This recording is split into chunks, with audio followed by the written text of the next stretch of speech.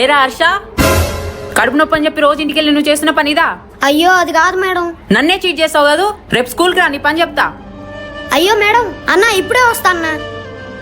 Madam ఒక నిమిషం ఆగండి, నేను చెప్పేది కొంచెం వినండి మేడం. ఏంట్రా నువ్వు చెప్పేది నేను వినేది? ఇలా గురువుని మోసం చేసిన వాళ్ళు ఎప్పటికి బాగుపడర్రా. నేను బాగుపడకపోయినా పర్వాలేదు మేడం, మా అమ్మకు బాగైతే అంతే చాలు. ఏంట్రా నువ్వు అనేది? అవును మేడం, నేను రోజు కడుపు నొప్పి అని అబద్ధం చెప్పి ఎందుకు వెళ్తానో తెలుసా? ఆకలితో మా అమ్మ కడుపులో నొప్పి రాకూడదని.